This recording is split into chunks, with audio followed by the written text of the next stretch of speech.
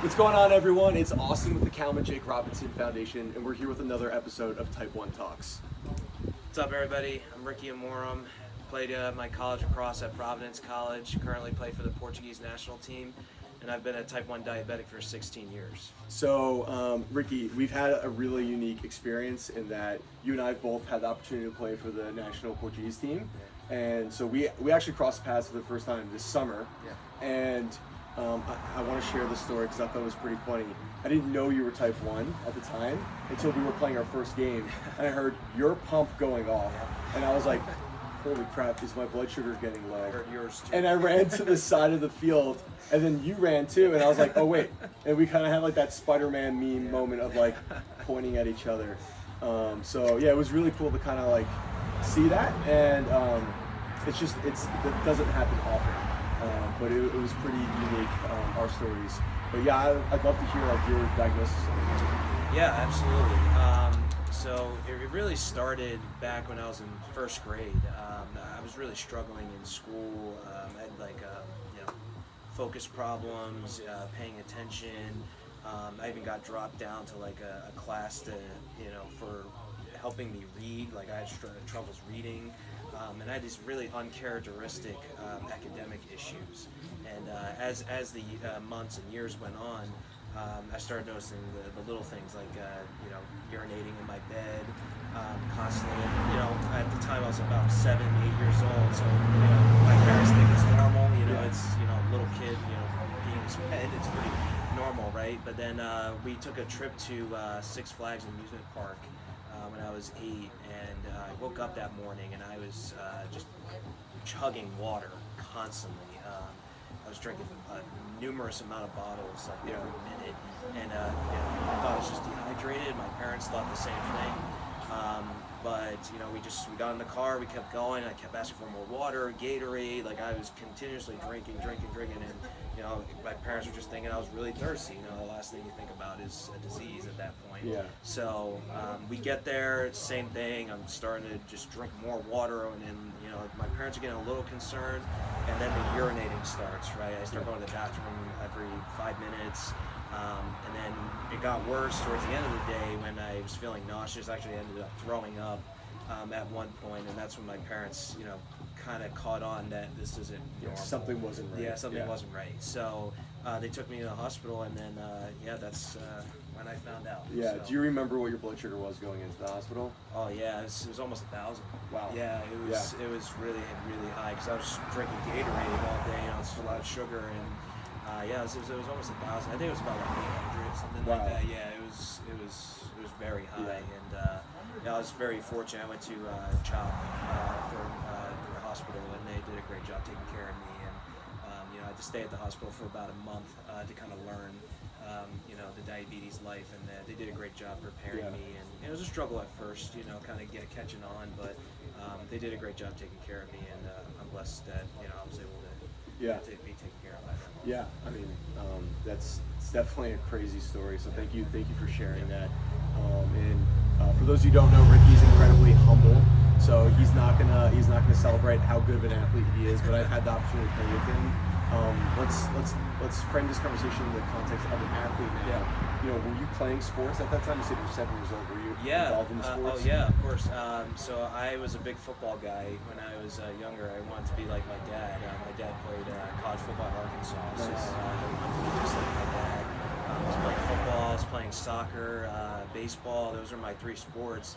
And then I started to realize, when football season was over, soccer season was over, I got into baseball season, and then, diabetic-wise, like I was having some trouble, no offense to people that play baseball, but it's not as active as a sport like lacrosse, football, right? So I started having troubles with my sugars during the spring season.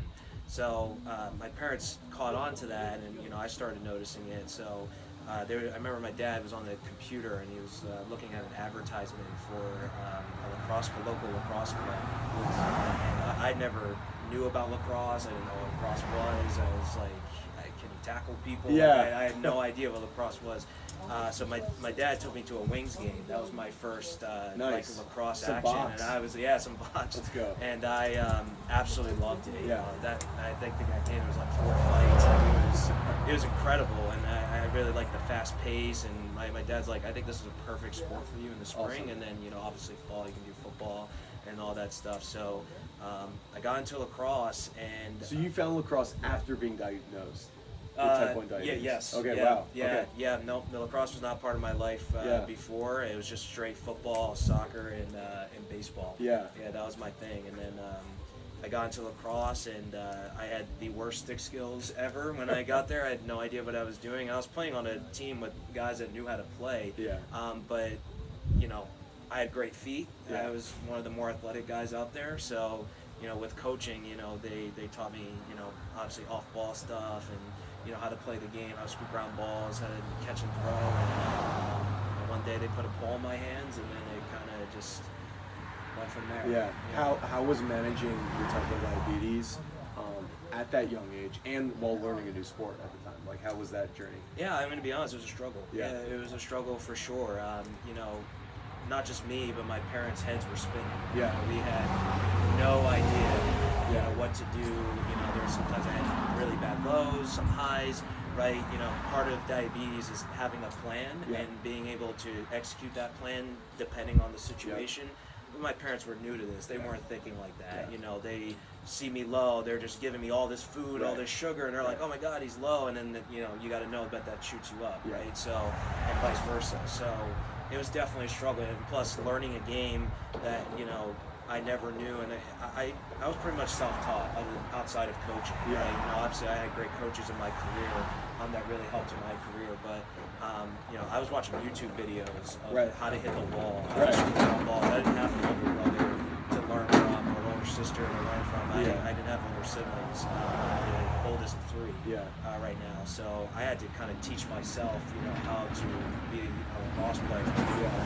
But it definitely was a struggle with the diabetes. I had some bad moments. A couple times, had to leave early from school because I had bad lows and stuff like that. And my parents were struggling too. It was definitely not a one-person struggle, but it was really because of they just didn't know. Yeah. You get taught when you're in that 1 month in the hospital, but it's like when you're in the real field of play, it's it's life. So what were some keys to success for you and your family as you kind of navigated the unknown? I Was it think just trial and error? I think the most important thing is knowing your body. Mm-hmm. I think that's something that even people without diabetes sometimes struggle with, is knowing how your body responds to certain things. Like, once I started learning, like, hey, if I'm being really active at this time, I should know, hey, maybe the normal carbs that I do for, a certain meal probably should go a little less because I know I'm going to drop, right? And it's difficult. It's like you said trial and error. That's exactly the term I was going to use. Yeah. Like, it was a lot of experimenting. It was a lot of trial and error. Some things didn't go right. Some things, did. Kind of finding what works, but really understanding my body. Once I kind of understood it and really dialed down, like, how does my body respond to this type of insulin, during this season when I'm really active, what should I be doing with carb ratios and insulin ratios. That's when I kind of started to figure it out, and it got easier for me, and I was able to manage. Yeah, I've had a number of these conversations with athletes with diabetes, and one common thread I'm seeing is that it never goes according to plan. Right? Like, there's the textbook that teaches us maybe the biology and physiology of how it should work, but at the end of the day, you got to find what works for you. And I think that's a really important take home. Do you have any words of advice for maybe someone who is recently diagnosed and going through this journey now, and maybe wondering, hey, can I play the sports that I love? Yeah, absolutely. The first advice I'd give is you can do it. 100%. I'm not the only diabetic athlete. You're not the only diabetic athlete. We can name so many. The first pro athlete that my dad introduced me to, or I never met him, unfortunately, but was Bobby Clark, Flyers. Nice. He was a diabetic, and he's a Hall of Fame NHL player. So kind of seeing other pro athletes, have it too and be successful. I think for the younger generation, for kids that are just newly diagnosed, like, there's hundreds of probably even more of diabetic athletes that are successful and are doing it. So the first piece of advice I'd say is you're one of them, by the way. Thank you. And again, like, I know you coach, like, it's awesome, and You know, that's part of our goal with these conversations, is to highlight people like you and the Bobby Clarks of the world. Yeah, no, I first I'd say is you can do it. 100% you can do it. It's going to be a struggle at first. It's going to be a struggle. I don't want to lie. It's going to be a struggle. You're going to have times you're going to go through some adversity, but you can do it 100%. That's my first piece of advice. And the second one is actually we were talking about it earlier. Is figure out your body. Yeah. That's the second thing. I think once you figure out how your body responds to certain climates, to certain activities, types of exercise too, types right? of exercise, right, exactly. I know for me, like if I have a heavy lifting session, my blood sugar is going to spike in 30 minutes after. Versus if I go for a 10-minute walk, it may dip down. Right, yeah. So really understanding that, and again, that comes from experimenting sometimes. Obviously you want to do it safely, but sometimes you got to go through a little experiment phase. I like to call it, in order to get that. But if you know you can do it, and if you know your body, I think you're going to realize, you can do it, and you're going to be more successful with it. But it's definitely possible. There's thousands of people that have type 1 diabetes or successful athletes, and if they can do it, you want to understand. Awesome. Yeah, that's awesome. So, Ricky, you're a new grad at Providence, right? Division I program, very competitive. Talk to me about what that transition was like from high school into college, and balancing type 1 diabetes at the same time. Yeah, I mean that wasn't easy either. It gets even harder when you're in college, because when I was in high school, when I was in middle school, your parents were always in that corner, kind of looking out for you. Once you get to college, you're free. Right, you're free, right? So you don't have the parents getting on you 24/7 to make sure you're testing your blood sugar, and make sure that you're doing the proper carbs for your meal, the insulin, everything. So it's you're not on your own, but you sort of are, right? And look, I was really blessed to have great trainers at Providence, and they did a great job helping me out. But it was a struggle at first, right? Obviously the transition from high school to college and lacrosse is always difficult. It's not always easy. I was during the COVID year, right? That was my senior year, so we didn't play at all during my senior year. So obviously coming in freshman year, going against fifth-year seniors that are way older than you, and Division I level lacrosse, Big East lacrosse, like it was not easy for sure. And I had my moments where I was struggling a little bit. Sophomore year I really had an explosion after that, and did really well. But the diabetic stuff, that wasn't easy either, right? I had to get used to knowing my body even more. But most importantly, I think one thing that college really taught me in terms of diabetes, how to prepare. When you're a diabetic and you're playing sports, your preparation is different from someone that doesn't have diabetes, someone that doesn't have it. And this is not for everybody. In general, just wake up, eat, get ready, and play. It's not like that when you're a diabetic, right? Give me an idea of what some of your prep looks like. Maybe it's a 6 a.m. for practice, or even a game. Like, what were you doing to kind of prepare for that? Yeah, so every game day, if we had a game at like 1 or something like that, I would wake up, around like 8 o'clock or so. First thing, obviously, I would get ready, get changed. But the first thing I do is drink a lot of water to start. Drink a lot of water, to keep the sugar in balance. My meal, you can't load up on carbs. I know that's like the consensus thing to do, is like just keep loading up on pancakes and carbs and all that stuff to get energy. As diabetic, you can't do that, right? Especially pancakes. That's one thing you just can't do. I learned that from experience. But protein, 100% got to have. Carbs, but not too many carbs. So I always make sure I had a pretty balanced, diet before I played a game. And luckily, during our team meals, they were, pretty balanced. There was a lot of protein, a solid amount of carbs. So that's what I did. One is make sure I have a lot of water. Make sure that I have a balanced diet of carbs, protein, fruit, whatever it is. And then when I go to the locker room, like I'm constantly looking at my pump, checking like, oh shoot, I'm going down. Okay, I'm about to be 70. All right, let me just take a couple glucose tabs, get myself up. The most important thing, and actually one thing that I think really boosted me from freshman year to sophomore year in college, was during warm-ups I kept my pump on. During my freshman year, what I used to do is I used to take it off, and the whole warm-up, which is about like 30 minutes or so, I would have it off, and all of a sudden I go back in the locker room 240 something, Right. and now know, it's like, do you bolus? And then you right, drop? and then you do too much, right? And then all of a sudden Yeah. when you're running, right, it just goes down. Now you're fighting a battle, right? Yeah. And sometimes vice versa. Sometimes like you're out there, your insulin's not working at the speed that you want it to, and you're playing at a 250 sugar. You just can't possibly run out there. You would know yourself. Like it's really difficult. So the one thing I had to do is I kept it on during warm-ups, the non-contact portions of it, and I noticed like games, especially my sophomore year, like I was at like 120, 130, 115, which was perfect, but like I was constantly looking at my pump every single minute, because you have to micromanage like that. If you don't, if you take your eyes off for 2 hours, right, you might be at 280, you're screwed, you're done, and there's no coming back from that, right? You're not going to have, you probably have like, 20 minutes left before you get on the field and play. You're not going to get a sugar from 280 to where you want it in 20 minutes unless you overcorrect. So to really summarize that whole thing was, you have to micromanage. You have to micromanage. It's annoying. It's a lot of work.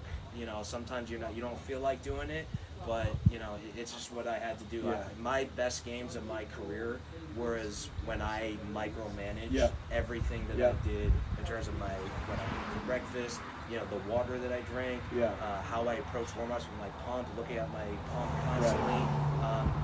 My best games of my career was when I did that. No, that's awesome. That's really good insight, and I think there's some really solid takeaways there.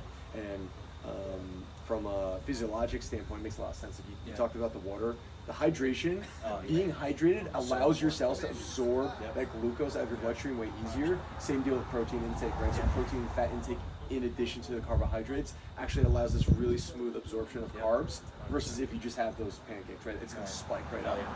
So I think that's a really good takeaway. And then the last one that you hit on is like, looking at the pump, being informed, right? Being data driven. The continuous glucose monitors, the CGMs that we have now, they're really awesome tools for that. So dude, thank you for sharing that. I think that's like really good actionable advice. Okay, all right, so now we're gonna go into our quick lightning round here. You ready? I'm gonna ask you a quick question. You just gotta give me a quick answer. Okay. We kind of talked about it a little bit, but any pregame rituals? Ready to go. A pregame ritual that I did have was, it's nothing crazy, but I would listen to really hard metal music before games, right? It would just get me super hyped up. After, it's really, really weird, but I used to like listen to the national anthem. Like after that. And it just got me super fired up. Like it got me super fired up. That's awesome. And, my teammates in Providence don't know that until now, but in my dorm room I have like heavy metal music in my headphones, and also I just played the national anthem as I'm walking towards amazing. At Chappie Field, and it just got me super fired. Okay, that's awesome. Okay, one food that you know will definitely spike the blood sugar. I got multiple. Let's hear it. Number one is pizza. Pizza is one of them. I think that's a sneaky one that people don't really consider. That one is really bad for you. The other one is pancakes with syrup. I mean, if syrup is, if you have syrup with your pancakes as a diabetic, you have no chance of getting it down. I know from experience. It's oddly enough, there was one game, probably my best career game that I played in college. My sugar was actually in the 300s one game, and it was because I had the syrup with pancakes, and I got really lucky that time.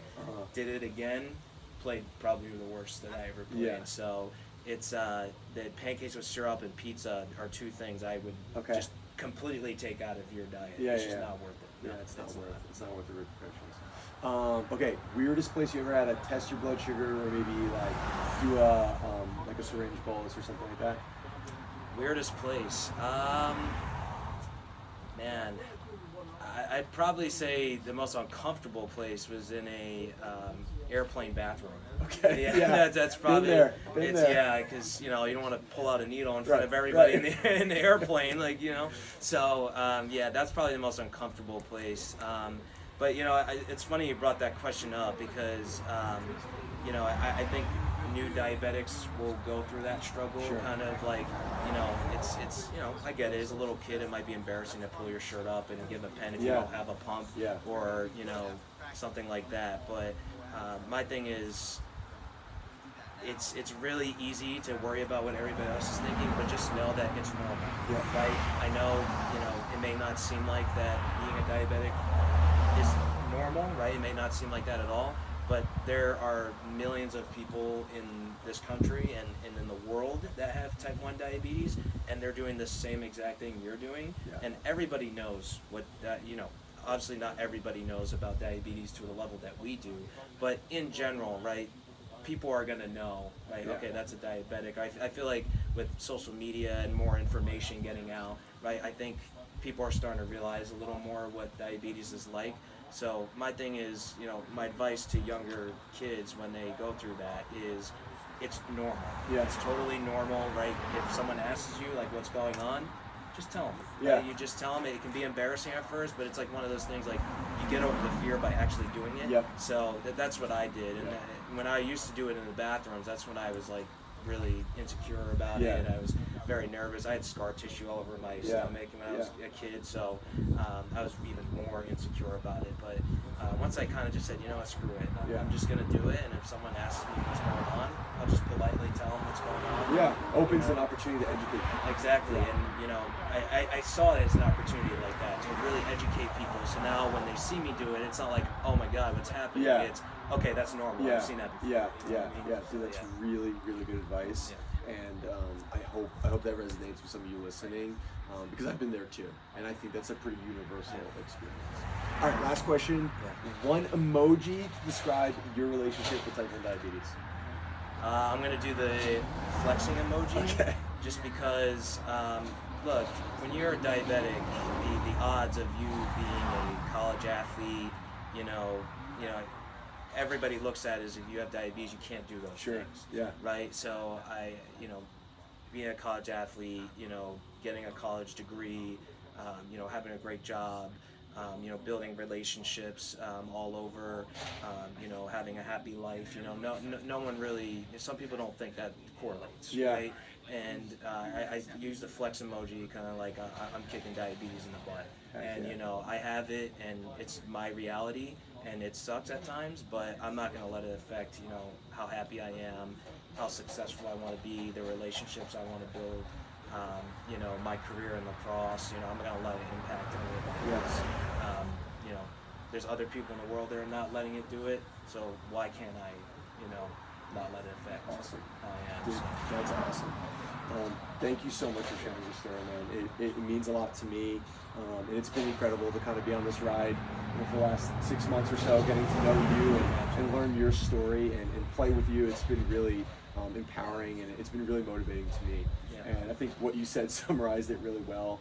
So again, as we honor the memory of Callum, especially as a type 1 diabetic who did it at the highest level in the PLL, again, really, we hope that this message can resonate with you. And as Ricky said it really well, don't let it define you, and the opportunities are endless. Ricky, thank you so much for sharing your story. Thank you so much. Really appreciate it. Thanks, man. Thank you.